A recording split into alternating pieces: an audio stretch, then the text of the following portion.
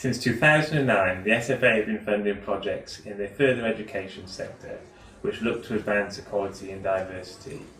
This year, the projects particularly focused on embedding, sustaining and spreading good practice. The Further Education Equality Knowledge Exchange event gave providers an opportunity to share the work that they've been doing over the last 6 months with other providers. We asked projects to tell us what they did with their projects, what were their successes, and what top tips they had for other organisations which were looking to replicate their work. I'm from United Response, and we're part of the Cornwall Equality Project, which aims to address the issues of young people who are just leaving care or have mental health difficulties or have learning difficulties, not engaging with or dropping out of training projects. Hello, I'm June Rogers. I'm the Quality Manager for our Employer Engagement and Work-Based Learning Department at Abingdon and Whitney College. Our project centres around delivering apprenticeships for learners who have SEN.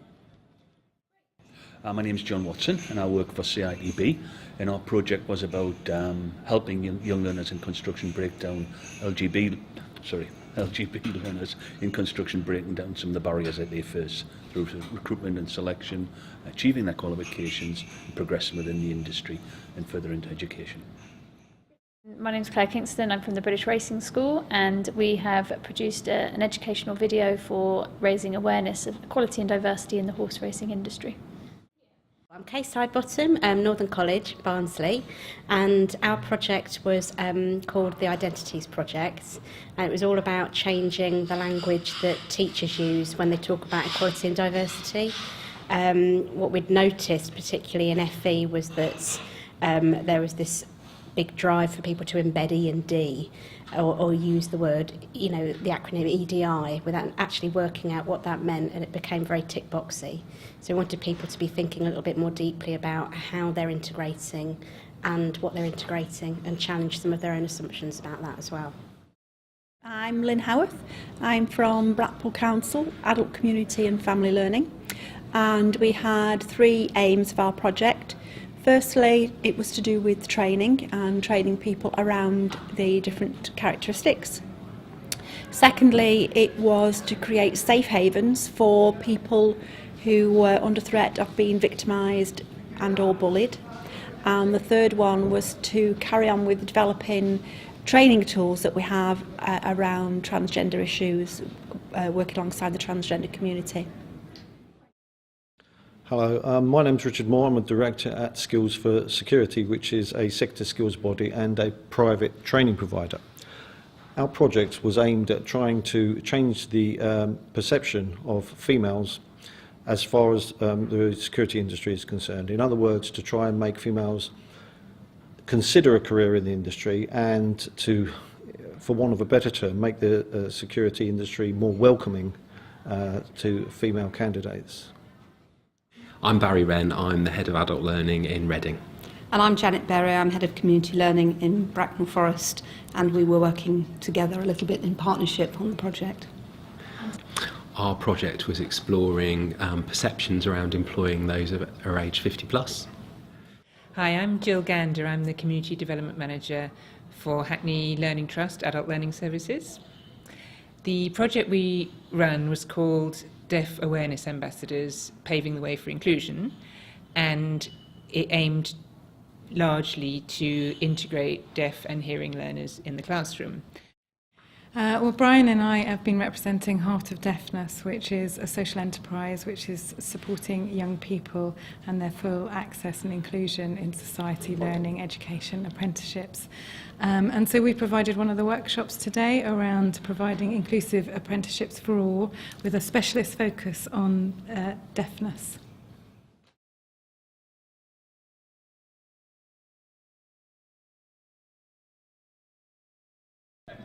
It's that a lot of people know what they're supposed to do, or know how they can have the provisions in place, but they seem to feel as if it's something they have to do in advance or will get around to doing, as opposed to just going ahead and making the provision available now. The most important lesson is actually not to be afraid to say no. So rather just focusing on end results, being prepared to turn down an employer or a prospective apprentice if the fit isn't right. You really have to focus on both sides of the coin and make sure that it's exactly what you want out of it. Firstly, listen to our learners, so we don't have any misconceptions or our thoughts of what we need to do, and then listen to our staff. Was one of the big aspects of the project was developing confidence, the confidence of our staff, and not just competence, but also that being able to talk around that and feel comfortable in using the right language, or what we feel is the right language, when young people approach us with concerns, problems, or some support needs.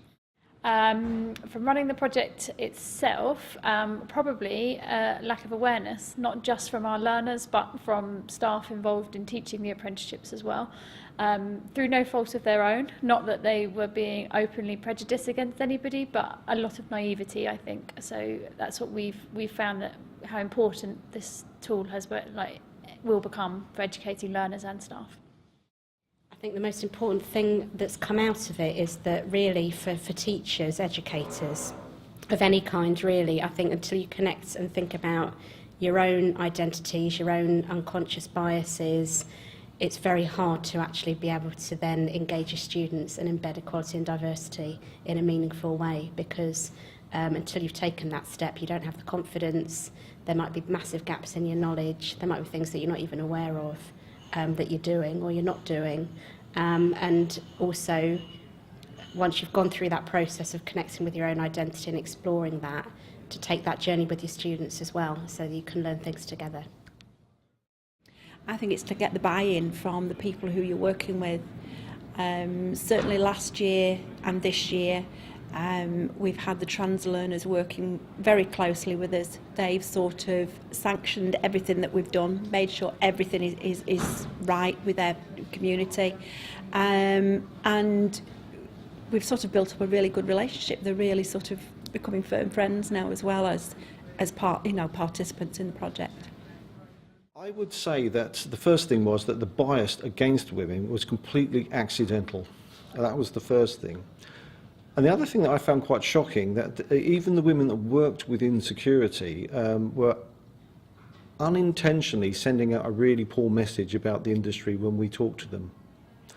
For example, one of the top tips, a reoccurring theme, was that it would suit very masculine, macho women. And the women themselves were saying this. The other thing we learned was that women who do enter the security industry are disproportionately successful, and most are high achievers. So it's got some fantastic career opportunities if they can just see it. I think probably the most important lesson is how slippery a topic it is, because we were trying to get employers to be honest about how they perceived people who were over 50. And of course that is in contravention of the age discrimination legislation. So although we got quite a lot of unofficial information, we didn't nail it in terms of official evidence.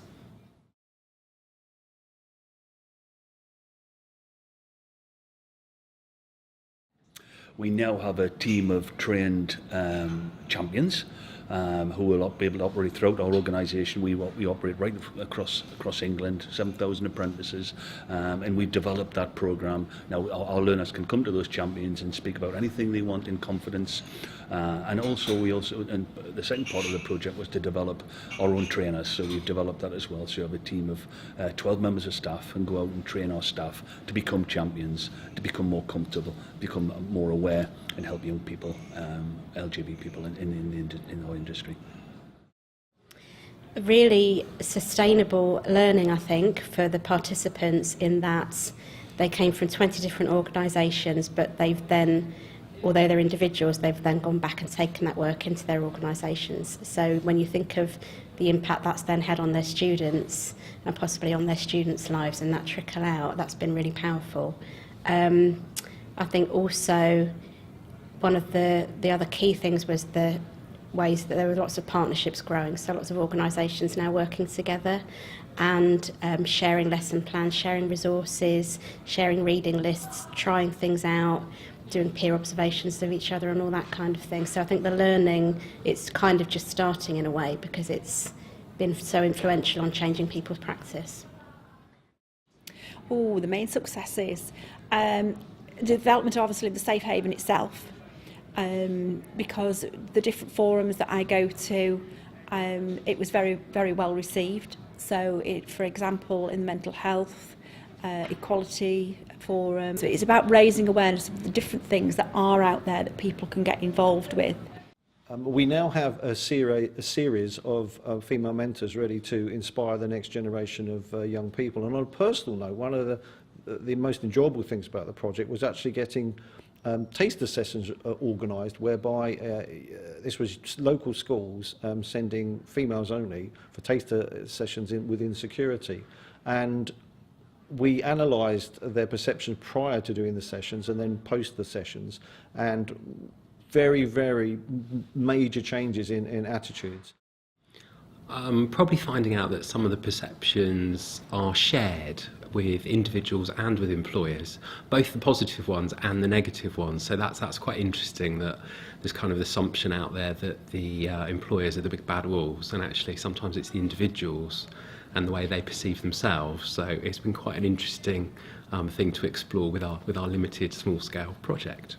The other thing was the placements, actually, because part of the project was getting people who are over 50 on placement, and we've had some really good success stories, because all the barriers that might present themselves at an application stage or an interview stage, once somebody was in the organisation on placement, the employer began to see that actually this wasn't reality, and it gave the people who are out of work a chance to demonstrate their worth. That was good, wasn't it? Yeah. Mm. Well, the successes were many. The ambassadors were great. They were enthusiastic. They achieved their BSL level 1, and most of them want to progress, which is fantastic.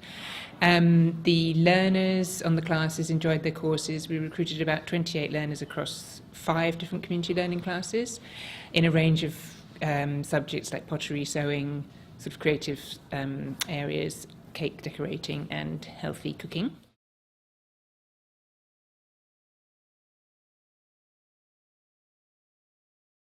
Do it. It's such an easy thing to do, and it makes such a difference to the people that perhaps are involved in any form of prejudice. Actually, if you can change the opinion of one person, it's going to make a massive difference to somebody else's life. The advice I would give to is, remember, not everybody is going to understand or have the same point of reference or background as you. You need to be able to have information to get across in a format that they can easily understand. You need to be able to appreciate they may have difficulty mixing with other people and may need a more individual approach to accommodate them. I think be brave, firstly, and create safe spaces where people can really explore this stuff properly. In terms of top tips, it's very important to include the young people themselves when you're doing apprenticeships. Additionally, assumptions need to be challenged, because not all deaf people are the same. There's different levels of deafness. Thirdly, it's very important to provide an opportunity for deaf young people. And what are these opportunities? Include them in training. Designing opportunities. Essentially, we need to include them in training and offer them communication support as well. Don't be afraid to have a go. Sometimes it's little things, I think. Like we've done some work experience placements. We haven't changed the world, we haven't changed Reading, we haven't changed Bracknell Forest, but it's a start, and it gives us a model that you can work with other people, and hopefully we can get some other employers on board that would be willing to do that as well. And ultimately that will get more people back into work.